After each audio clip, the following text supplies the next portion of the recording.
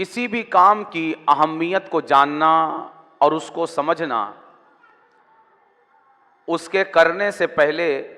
انتہائی ضروری اور انتہائی اہم بات ہے۔ اس لیے کہ آپ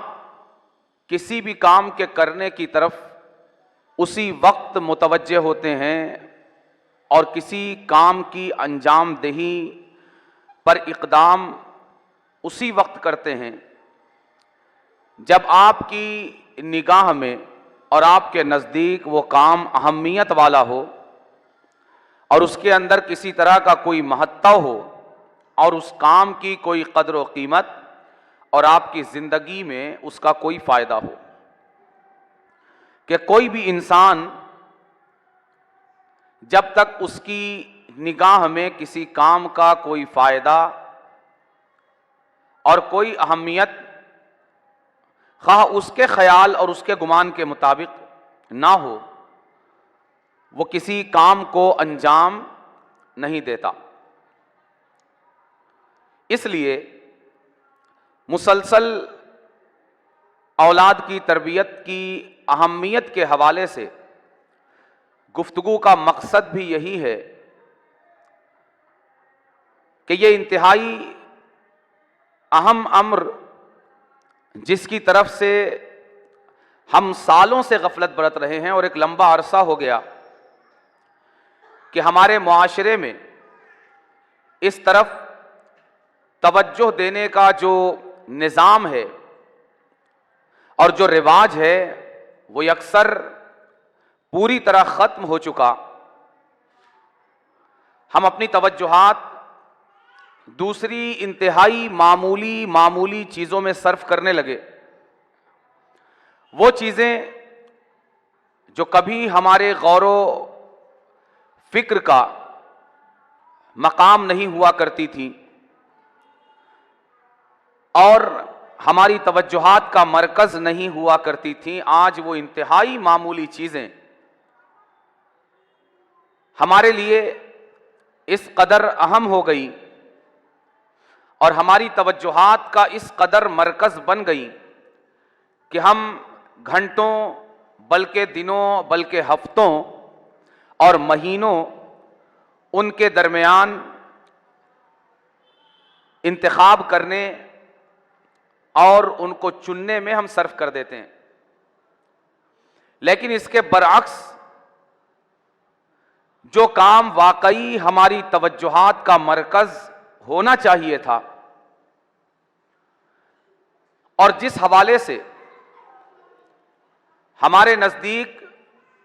غور و فکر کی انتہائی درجے کی اہمیت ہونی چاہیے تھی، وہ پہلو ہماری نگاہوں سے زمانہ ہوا اوجھل ہو گئے۔ اس لیے کہ میں نے جیسا کہ عرض کیا کہ ہمیں چپلیں کیسی پہننی ہے اس کے بارے میں غور و فکر کے لیے ہمارے پاس وقت ہے، ہمیں جوتے کیسے پہننے ہیں اس کے لیے ہمارے پاس وقت ہے، ہمیں کپڑے کس طرح کے پہننے ہیں، پھر کس طرح اور کس اسٹائل کی ڈیزائننگ کروانی ہے اور کس اسٹائل کی سلائی کروانی ہے اس کے لیے ہمارے پاس وقت ہے، ہمارے گھروں میں ہمیں کس روم میں بلکہ کس روم کی کس دیوار میں کون سا کلر کرنا ہے اس کے لیے ہمارے پاس بے شمار دولت بھی ہے، بے شمار وقت بھی ہے اور غور و فکر کا بہت بڑا حصہ بھی ہے۔ لیکن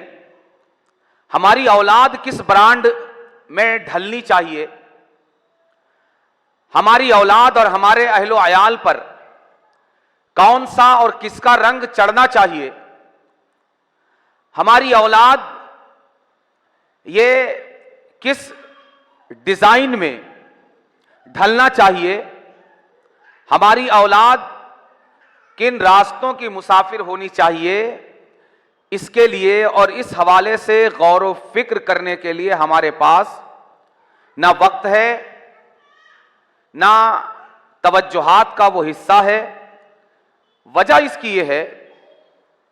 کہ ہمارے نزدیک یہ کام بہت زیادہ اہمیت کا حامل نہیں ہے، اسی لیے ہم اپنے جوتے، چپل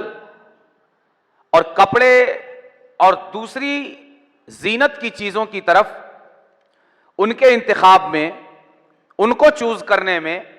ہم اپنا قیمتی وقت بھی صرف کرتے ہیں اور اپنے پیسوں کی بھی ایک بڑی مقدار اس کے پیچھے خرچ کرتے ہیں۔ لیکن جو ہمارا حقیقی سرمایہ ہے، جو ہمارے پاس اللہ کی دی ہوئی انتہائی عظیم نعمت، دولت اور سرمایہ ہے، ہماری اولاد، ہم اسے بنانے سنوارنے، اس پر رنگ چڑھانے، اس کے کردار کو بہترین ڈیزائن کرنے، اس کے اخلاق اور اس کی عادات و اطوار پر دین اور شریعت کا رنگ چڑھانے کے لیے ہمارے پاس نہ غور و فکر کا کوئی حصہ ہے اور نہ ہی اس حوالے سے غور و فکر کر کے کسی نتیجے تک پہنچنے کے لیے ہمارے پاس کسی طرح کی کوئی فرصت موجود ہے۔ وجہ اس کی یہی ہے کہ ہمارے جوتے چپل کی ہمارے نزدیک زیادہ اہمیت ہے، ہمارے کپڑوں لتوں کی ہمارے پاس زیادہ اہمیت ہے، ہمارے گھروں کے در و دیوار کے رنگوں کی ہمارے پاس زیادہ قدر و قیمت ہے بنسبت ہماری اولاد کی تعلیم و تربیت اور ہمارے بیوی بچوں کو نیکی کے راستے پر ڈالنے کے حوالے سے، کہ ہمارے نزدیک ان چیزوں کی بنسبت ان چیزوں کی زیادہ اہمیت نہیں ہے۔ اسی لیے ہم مسلسل ہماری گفتگو جو جاری ہے وہ حضور آقا کریم صلی اللہ علیہ وآلہ وسلم کے فرمان کی روشنی میں، اس لیے کہ سرکار کا فرمان یہ حقیقت نشان فرمان ہے، ایسا فرمان ہے کہ جو پورا کا پورا حقیقت اور سچائی پر مبنی ہے، کہ سرکار جو فرما دیں اس میں ذرہ برابر شک اور شبہ کی گنجائش ایک مسلمان مرد اور عورت کے لیے باقی نہیں رہ جاتی، اور سرکار کا ہر فرمان حقیقت کے بالکل مطابق ہے، نہ ایک بال برابر اس سے آگے ہے، نہ ایک بال برابر اس سے پیچھے ہے۔ سرکار کے ارشادات اور فرمودات کو پیش نظر رکھتے ہوئے جب ہم اپنے اہل و عیال، اپنے بیوی بچوں کی تربیت کی اہمیت کو سمجھنے کی کوشش کرتے ہیں تو حضور آقا کریم صلی اللہ علیہ وآلہ وسلم کے فرمودات ہمیں جا بجا اپنے اہل و عیال، اپنے بیوی بچوں اور اپنی اولاد کی تربیت اور ان کی بہتر اور عمدہ پرورش اور پرداخت کی طرف ہماری دستگیری کرتے ہیں اور ہماری رہنمائی کرتی ہوئی نظر آتی ہیں۔ آج حضور آقا کریم صلی اللہ علیہ وآلہ وسلم کا جو ارشاد ہمارے پیش نظر ہے، اگر ہم دل کے کانوں سے اسے سننے کی کوشش کریں، اسے جاننے، اسے سمجھنے کی کوشش کریں تو میں سمجھتا ہوں کہ اولاد کی تربیت کا مرحلہ والدین کے لیے اور گھر کے ذمہ داروں کے لیے اپنے ماتحتوں کی تربیت کا یہ وقفہ اور یہ دورانیہ کس قدر سنگین اور کس قدر اہم ہے،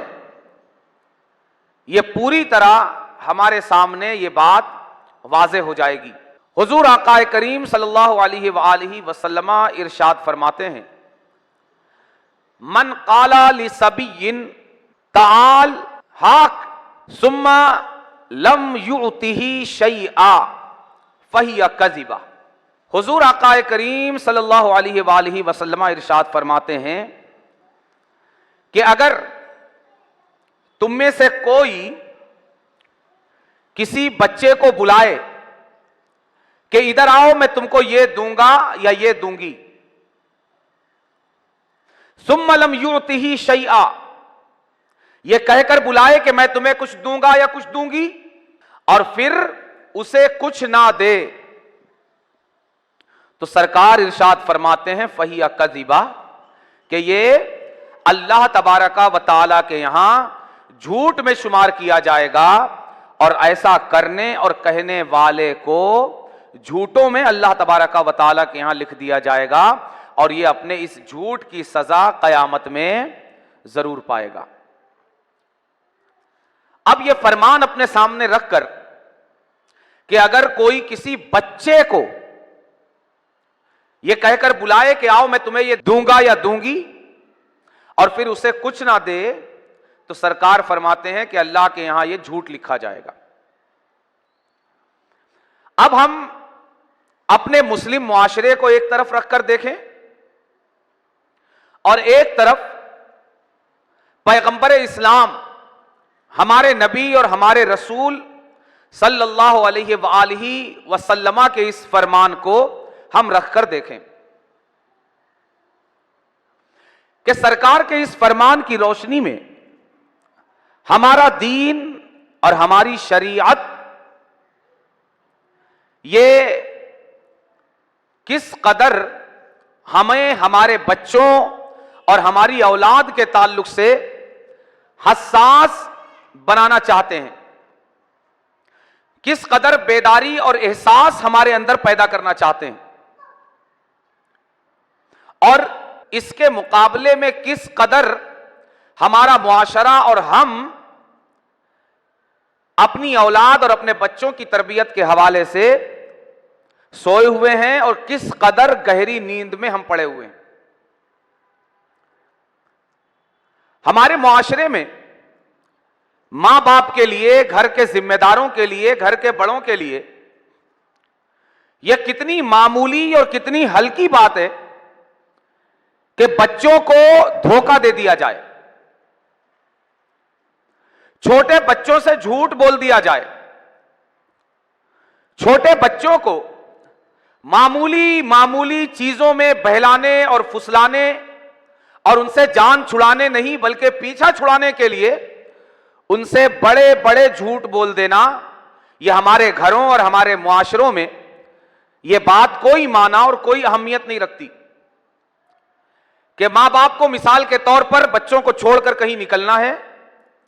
تو اس کے لیے ماں باپ کتنے سارے جھوٹ اپنے بچوں کے ساتھ بول جاتے ہیں۔ ماں باپ کو اگر اپنے بچوں کو کسی ضرورت کے تحت اپنے پاس بلانا ہے تو اس کے لیے بھی جھوٹ بولنا ہمارے معاشرے میں ایک معمول کی بات ہے۔ یہ تو انسان ہے، ہمارے دین نے اس کو بھی پسند نہیں کیا کہ ہم انسان نہیں اور اپنے بچوں کو نہیں بلکہ ہم اپنے جانوروں کو بھی اس طرح دھوکہ دے کر بلائیں کہ ہم انہیں کچھ دینا چاہتے ہیں۔ ایک بزرگ کا واقعہ ہے کہ وہ اپنے شہر سے سینکڑوں کلومیٹر لمبی مسافت طے کر کے ایک دوسرے شہر میں اس غرض سے پہنچے کہ انہیں یہ پتا چلا کہ اس شہر میں کسی علم والے کے پاس حضور آقا کریم صلی اللہ علیہ وآلہ وسلم کی کوئی حدیث مبارک موجود ہے۔ یہ وہ زمانہ تھا کہ جب علم حاصل کرنے کے لیے اتنی سہولتیں میسر نہیں تھی کہ موبائل اٹھایا اور چند کلکس کیے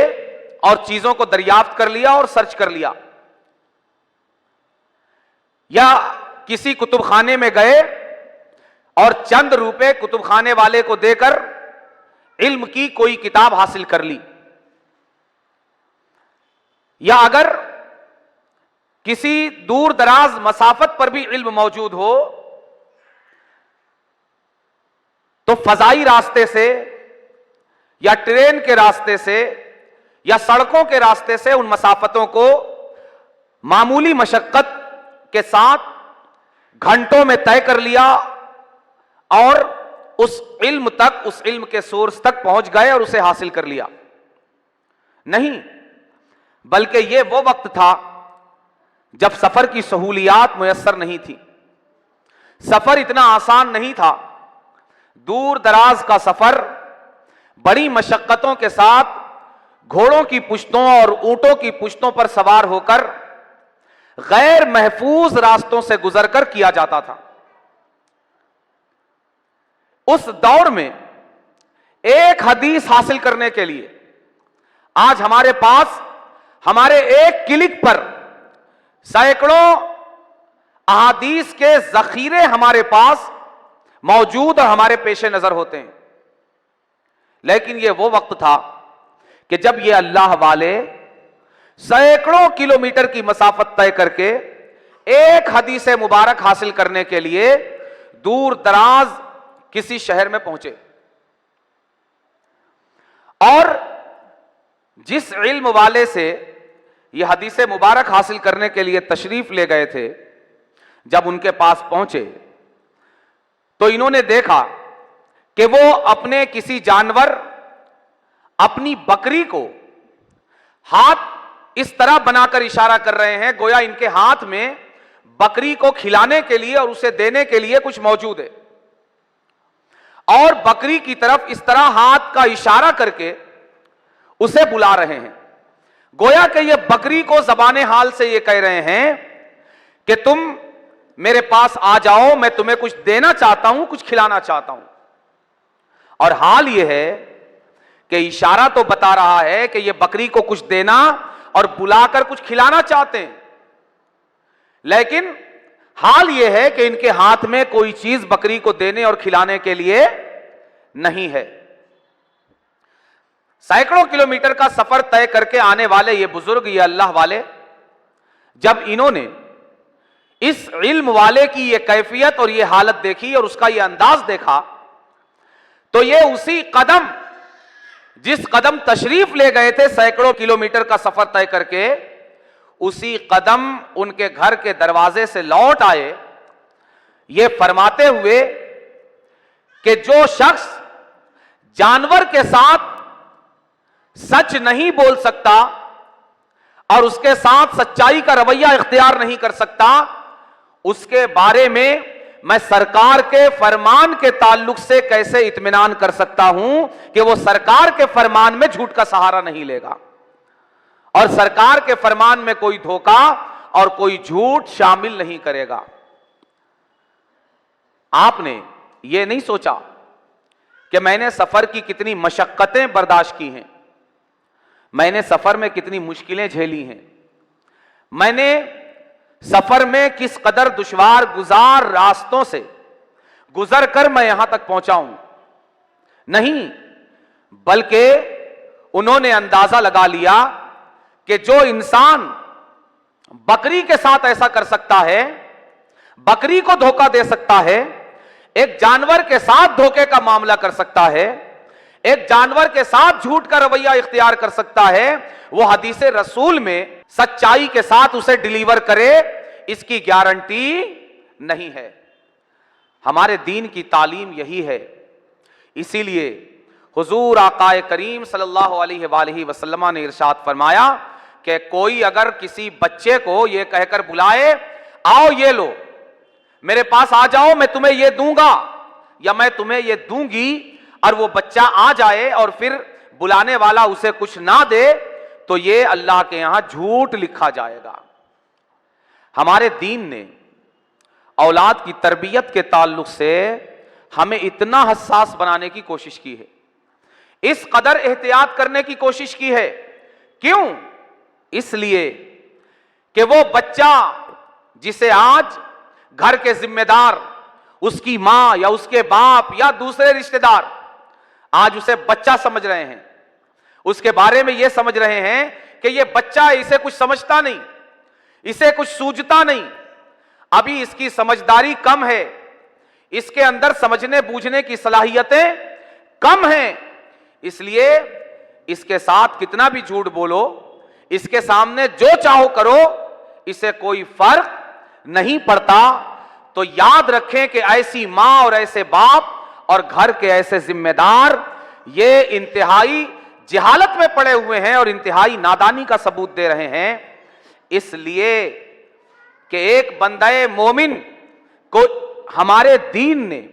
جو تعلیم دی ہے، یہ بات تو ایک طرف رہ گئی کہ بچہ سن رہا ہے یا نہیں، بچہ سمجھ پا رہا ہے یا نہیں، بچے پر اس کا کیا اثر پڑے گا۔ اگر آپ نے سرکار کے اس فرمان کو غور سے سنا ہے تو یہاں حضور آقا کریم صلی اللہ علیہ وآلہ وسلم نے اس بات کو بچے کے ساتھ تو جوڑا ہی جوڑا، اس کی تربیت کے ساتھ تو جوڑا ہی جوڑا، مگر اس سے پہلے اسے رب کی نافرمانی کے ساتھ جوڑ دیا۔ یعنی اگر ہم اپنے بچوں سے جھوٹ بولتے ہیں، اگر ہم اپنے بچوں کے ساتھ غلط رویہ اختیار کرتے ہیں اور ہم یہ سمجھتے ہیں کہ اس کی تو کوئی اہمیت ہی نہیں، اس کی کوئی سنگینی ہی نہیں ہے، اس کا کوئی غلط نتیجہ نکلنے والا نہیں ہے، اور ان چیزوں کو ہلکے میں لے کر اگر ہم انہیں انجام دیتے ہیں تو یاد رکھیے سرکار فرماتے ہیں اس حدیث پاک میں، جس کا مفہوم یہ نکلتا ہے کہ بچے کی تربیت پر، بچے کی عادات، بچے کے اطوار پر اس کا اثر بعد میں پڑے گا، پہلے تمہارا یہ طور، تمہارا یہ طریقہ رب کی نگاہ میں تمہیں ایک گنہگار بندہ اور ایک گنہگار بندی کے طور پر پیش کرنے کے لیے کافی ہوگا۔ اس لیے ہمیں اپنی ان عادات، اپنے ان اطوار کے حوالے سے غور کرنا ہوگا، اور ہمیں یہ سوچنا ہوگا کہ ہمارا دین اولاد کی تربیت اور اپنے اہل و عیال کی تربیت کے حوالے سے کس قدر حساس ہے اور ہمیں کس قدر بیدار کرنا چاہتا ہے، کہ سرکار ہمیں اپنے بچوں کے ساتھ ایک جھوٹ بولنے سے بھی روک رہے ہیں۔ سرکار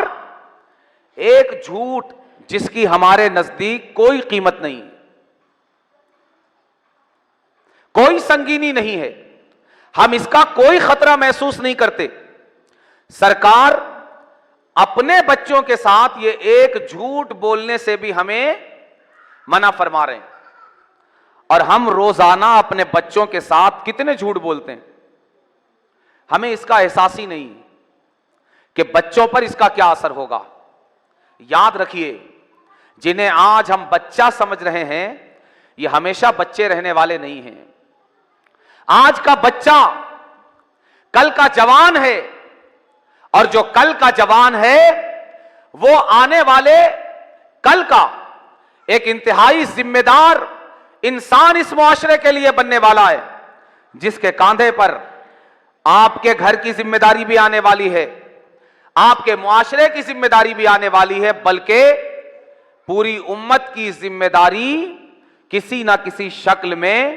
محسوس یا غیر محسوس طور پر اس کے کاندھوں پر آنے والی ہے۔ اور پھر یہ بھی مت بھولیے گا کہ یہ بڑا ہو کر آپ کی ذمہ داری بھی اس کے کاندھے پر آنے والی ہے۔ آج آپ اسے سنبھال رہے ہیں، کل اسے آپ کو سنبھالنا ہے، کل یہ آپ کو سنبھالے گا، آپ کے سنبھالنے کی ذمہ داری کل اس کے کاندھوں پر آنے والی ہے۔ تو فیصلہ آپ کو کرنا ہے کہ آپ اس کے ہاتھوں کس طرح کل سنبھلنا چاہتے ہیں، آپ اپنا بڑھاپا اس کے حوالے کر کے کس طرح جینا چاہتے ہیں۔ آپ کے ہاتھ پیر جب کام نہیں کر رہے ہوں گے، آپ کی زبان جب کام نہیں کر رہی ہوگی، آپ کا دل، آپ کا دماغ جب کام نہیں کر رہا ہوگا، تو آج کے اس بچے کے ہاتھ میں آپ اپنا بڑھاپا کیسا گزارنا چاہتے ہیں، یہ آج آپ کو فیصلہ کرنا پڑے گا۔ آج آپ کی تربیت جیسی ہوگی ایسا ہی آپ کا بڑھاپا ہوگا، اور ایسا ہی آپ کا بڑھاپا گزرے گا۔ آج اگر آپ اپنی اولاد کی تربیت سچائیوں پر کریں گی تو آپ کا بڑھاپا جب اس بچے کے حوالے ہوگا تو آپ کا بڑھاپا خیر اور سلامتی سے گزرے گا. ورنہ یاد رکھیے کہ آج آپ جس آسانی اور جس طرح ہلکے میں لے کر اپنے ان نونہالوں، ان چھوٹے چھوٹے بچوں کے سامنے ان کو جھوٹ بول رہی ہیں، ان سے جھوٹ گفتگو کر رہی ہیں، معمولی معاملات کو ٹالنے کے لیے، معمولی کام نکالنے کے لیے، تو یاد رکھیے آج آپ جو جھوٹ بول رہی ہیں ان کے ساتھ، وہ آپ مذاق کر رہی ہیں، مگر جب یہ آج آپ سے جھوٹ سیکھ کر جب یہ یہی جھوٹ آپ سے آپ کے بڑھاپے میں بولیں گے تو پھر یہ آپ کے ساتھ مذاق نہیں بلکہ آپ کے پورے بڑھاپے کے ساتھ کھلواڑ ہوگا. اور یہ وہ قسم پرسی کا عالم ہوگا کہ جب آج جس بچے سے آپ جھوٹ بول رہے ہیں اس کی دیکھ بھال کرنے والے، اس کو چمکارنے پچکارنے والے، اس کو بلانے، اس کے ساتھ کھیلنے، اس کو کھلانے والے، گھر کا ہر فرد اس کے پیچھے لگا ہوا ہے. لیکن یاد رکھیے جب بڑھاپے میں آج یہ بچہ آپ سے جھوٹ سیکھ کر آپ سے جھوٹ بولے گا، اس وقت آپ کے پاس آپ کے سہارے کے طور پر، آپ کا آنسو پوچھنے والے کے طور پر، آپ کے بڑھاپے کی لاٹھی بننے والے کے طور پر، آپ کے بڑھاپے کا سہارا بننے والے کے طور پر آپ کی اس اولاد کے علاوہ کوئی اور آپ کے پاس موجود نہیں ہوگا. اگر اس بچپن میں آپ اگر اس بچے کے ساتھ کھڑے نہیں ہوں گے، گھر کا دوسرا فرد کھڑا ہو جائے گا. لیکن اس بڑھاپے میں اگر یہ اولاد جھوٹ بول کر اگر آپ کا پیچھا چھوڑے گی تو پھر کوئی آپ کے پیچھے کھڑا ہونے والا نہیں ہوگا. فیصلہ آپ کے ہاتھ میں کہ آپ کو اپنا بڑھاپا کس حال میں گزارنا ہے، آپ کو اپنا بڑھاپا کس حال میں اپنے ان بچوں کے حوالے کرنا ہے. اور اس کے لیے آپ کو یہ کرنا ہوگا کہ جیسا آپ کو آپ کا بڑھاپا چاہیے ویسا آپ کو اپنی اولاد کے بچپن میں ان کی تربیت کا خیال رکھنا ہوگا. اگر آپ بڑھاپا اچھا گزارنا چاہتے ہیں تو اولاد کی اچھی دینی تربیت کرنی ہوگی. اپنے بڑھاپے کو اگر آپ کھلواڑ بنانا چاہتے ہیں تو پھر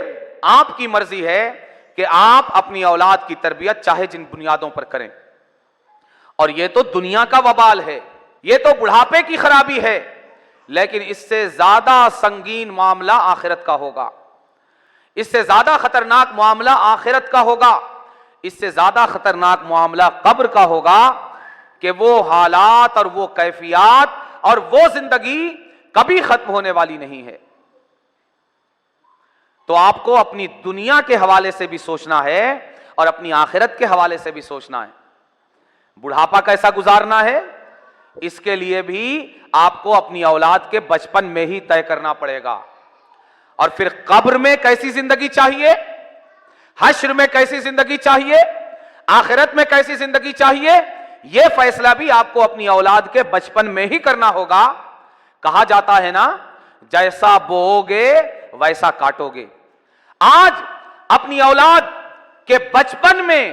آپ جیسا کردار بوؤ گے، جیسا اخلاق بوؤ گے، جیسے عادات و اطوار ان کے اندر اس کا بیج رکھو گے، بڑھاپے میں آپ کو ویسا ہی پھل ملے گا، قبر میں ویسا ہی پھل ملے گا، حشر میں ویسا ہی پھل ملے گا اور آخرت میں ویسا ہی پھل ملے گا. اگر بچپن میں کانٹا بویا ہے تو بڑھاپے میں آپ کے بڑھاپے میں آپ کو بھی پھول نہیں لوٹائے جانے والے، وہ کانٹے ہی لوٹائے جائیں گے.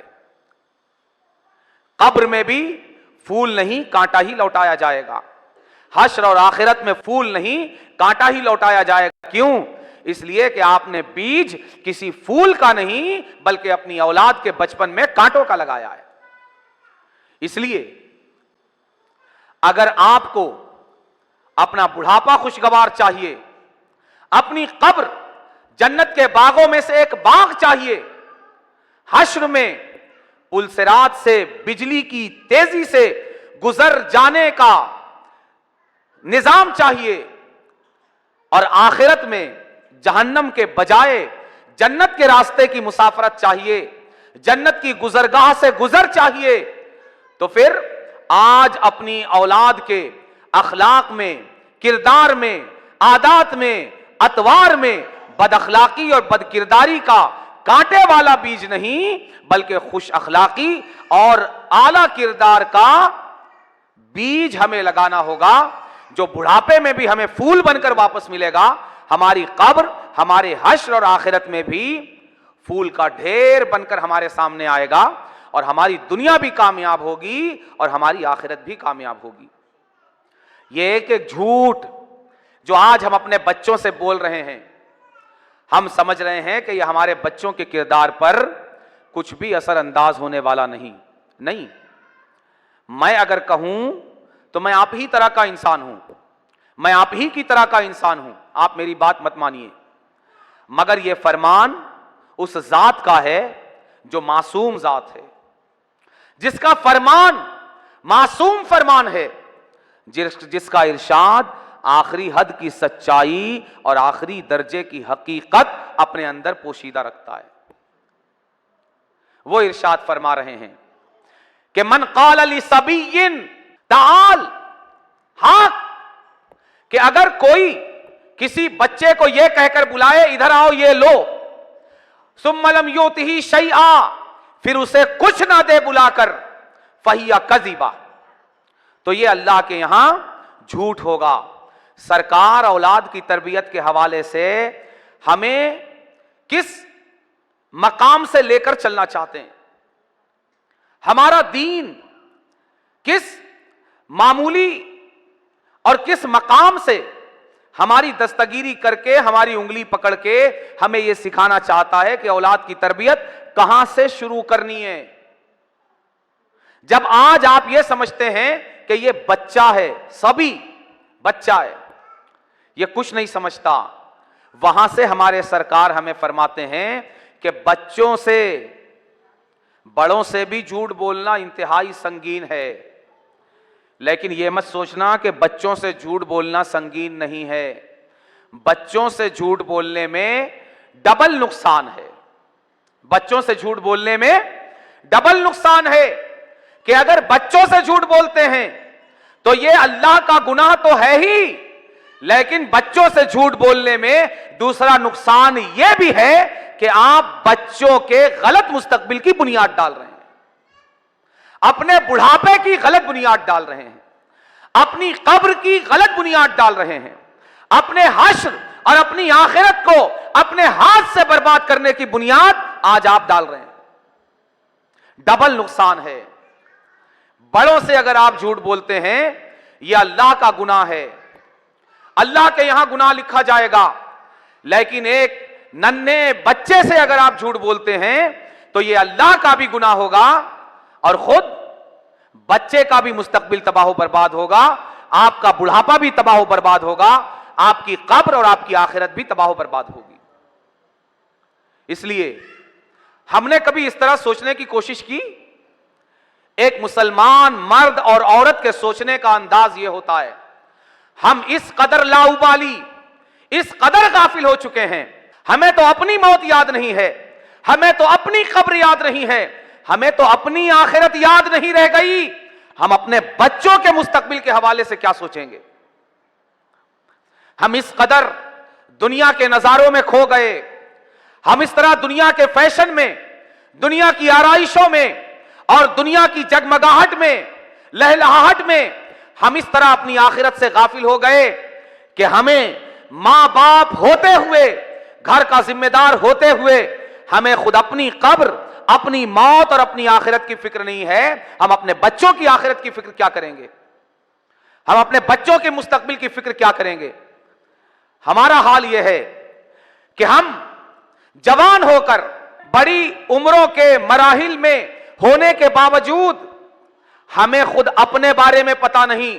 کہ انسانیت کیا چیز ہے، اور اس سے آگے بڑھ کر اسلام کیا چیز ہے، اسلامی اخلاق کیا چیز ہے اور اسلامی آداب کیا چیز ہے۔ نہ ہمیں رب کا خوف ہے، نہ شرم خدا، نہ خوف خدا ہے، نہ شرم رسول اللہ ہے، نہ رسول اللہ کا حیا ہے۔ ہم نے اپنی زندگی یوں بنا لی ہے کہ گویا اب ہمیں مرنا نہیں ہے۔ نہیں، خدا کی قسم ایک مسلمان مرد اور عورت کے پاس سب سے بڑا سرمایہ جو اسے دنیا کے تمام انسانوں سے جدا، الگ اور ممتاز کرتا ہے وہ یہ ہے کہ ہر مسلمان مرد اور عورت کے پاس خوف خدا اور رسول اللہ سے حیا اور شرم کا پیمانہ اور سرمایہ ہے، کہ ایک مسلمان مرد اور عورت جو قدم اٹھاتے ہیں دنیا کی طرف بعد میں دیکھتے ہیں، اللہ اور رسول کی طرف پہلے دیکھتے ہیں۔ مگر آج ہمارے معاشرے کا، ہمارے گھروں کا جو حال اور ہم جس نتیجے تک پہنچ چکے ہیں، الامان والحفیظ، کہ ہمارے اور غیروں کے درمیان کوئی فرق اس حوالے سے باقی نہیں رہا۔ ہم بس عاجل نفع چاہتے ہیں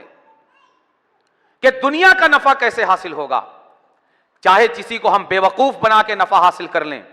کسی کو بلیک میل کر کے نفع حاصل کر لیں، کسی کو دھوکہ دے کر نفع حاصل کر لیں، کسی سے جھوٹ بول کر نفع حاصل کر لیں، ہمیں دنیا کا نفع حاصل ہونا چاہیے بس، اس لیے کہ یوں لگتا ہے نہ ہمیں مرنا ہے، نہ ہمیں قبر میں جانا ہے، نہ کوئی آخرت ہمارے لیے چیز ہے، نہ مر کر دوبارہ زندہ ہونے کا کوئی کانسیپٹ اور کوئی تصور دوسروں کی طرح ہمارے یہاں موجود نہیں ہے۔ ہم جب اپنے حوالے سے اپنے دین سے اتنے غافل ہو گئے، ہم جب اپنے حوالے سے اس قدر بے خوف اور بے حیا ہو گئے، تو پھر اولاد کی بات اس معاشرے میں کرنا یہ کتنی دور کی بات ہوگی۔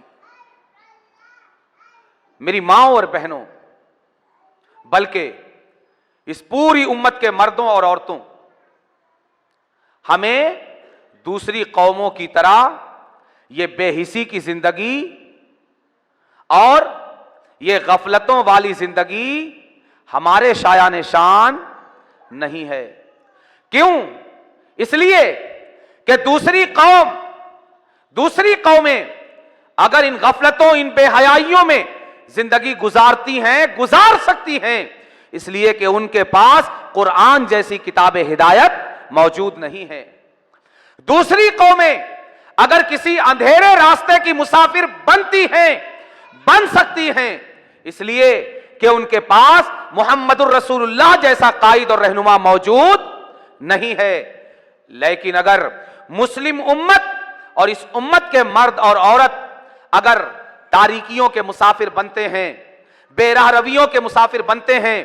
بے حیائیوں کے راستے پر چلتے ہیں اور شرم و حیا کا دامن اگر چاک کر دیتے ہیں، تو یاد رکھیے کہ پھر اس سے بڑی کم نصیبی اور بد نصیبی ہمارے لیے کچھ اور نہیں ہو سکتی کہ چراغ ہدایت ہمارے پاس، کتاب ہدایت ہمارے پاس، رب کا ارشاد ہمارے پاس، رسول اللہ کا فرمان ہمارے پاس، ذات رسالت جیسا عظیم سرمایہ اور نمونہ ہدایت ہمارے پاس ہوتے ہوئے بھی اگر ہم گمراہ ہو جائیں اور تاریکیوں کے مسافر بن جائیں، تو پھر ہم سے زیادہ بد نصیب اور کم نصیب اس روئے زمین پر کوئی اور نہیں ہو سکتا۔ اس لیے خدا کے لیے رسول اللہ کے اس فرمان کو ذہن میں رکھ کر اپنے ماتحتوں، اپنے اہل و عیال، اپنے بیوی بچوں اور اپنی اولاد کی تربیت کے حوالے سے ہمیں سنجیدہ ہونا چاہیے کہ سرکار کس باریکی سے اور کس بنیاد سے ہمیں اولاد کی تربیت کے حوالے سے حساس اور آگاہ ہونے کی تعلیم عطا فرما رہے ہیں کہ چھوٹا بچہ اور آپ دیکھیے کہ سرکار مثال کیا ارشاد فرما رہے ہیں۔ سرکار کے فرمان کو ذہن میں، اپنے دل میں، اپنے دماغ میں بسا کر ہم اس سفر کا آغاز کریں کہ سرکار اس چھوٹے سے بچے کے تعلق سے بھی ہمیں آگاہ فرما رہے ہیں جس کے تعلق سے ہمارا بچکانا خیال یہ ہے کہ وہ کچھ سمجھتا نہیں، کچھ جانتا نہیں، سرکار اس کے ساتھ بھی ہمیں دھوکہ کرنے اور جھوٹ بولنے سے منع فرما رہے ہیں۔ کیوں؟ یہ بچہ جس کے بارے میں آپ سمجھتے ہیں کہ یہ کچھ نہیں جانتا، یہ سب کچھ جانتا ہے۔ اللہ نے اسے بھی سمجھ دی ہے، اللہ نے اسے بھی جاننے کی صلاحیت دی ہے، اور پھر یہی بچہ ہے جو کل جوان بنے گا اور پھر آگے پوری امت کی ذمہ داری اٹھائے گا اور اپنے گھر کی ذمہ داری اٹھائے گا۔ آپ کا بڑھاپا بھی کل اسی کے حوالے ہوگا، بلکہ آپ کی آخرت اور آپ کی قبر بھی کل اسی اچھی تربیت یا بری تربیت کے نتیجے میں جنت کے باغوں میں سے ایک باغ یا جہنم کا گڑھا بنے گی۔ اس لیے ہمیں اسی مرحلے سے ہمیں اپنے بچوں کی جوانی کا انتظار کیے بغیر، اپنے بچوں کی بڑی عمر کو پہنچنے کا انتظار کیے بغیر انتہائی بچپنے اور انتہائی صغر سنی اور کم سنی کی عمر سے ہی ان کی اچھی تربیت، عمدہ تربیت اور بہتر پرورش اور پرداخت کے تعلق سے ہم تمام کو پوری طرح حساس اور بیدار ہو جانے کی ضرورت ہے، تاکہ سرکار کے فرمان پر بھی عمل ہو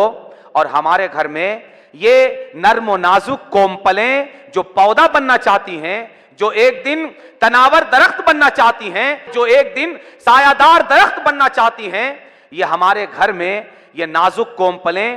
ایسے سائے میں پلیں، ایسے سائے میں بڑھیں، ایسے ماحول اور ایسی تربیت میں یہ تناور درخت بنے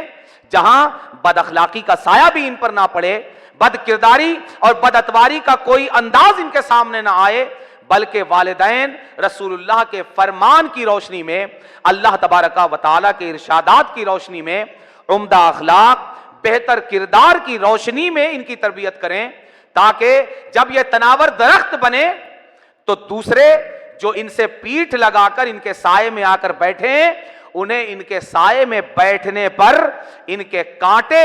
انہیں تکلیف نہ پہنچائیں، بلکہ ان کی شاخیں ان کے سائے میں بیٹھنے والے کو ٹھنڈک اور راحت پہنچائیں۔ اللہ تبارک و تعالی ہمیں اپنی اولاد، اپنے اہل و عیال، اپنے بیوی بچوں اور اپنے تمام اہل خانہ اور تمام ماتحتوں کی تربیت کے حوالے سے پوری طرح بیدار ہونے اور احساس ذمہ داری اپنے اندر پیدا کرنے کی توفیق عطا فرمائے۔ وما علینا الا البلاغ۔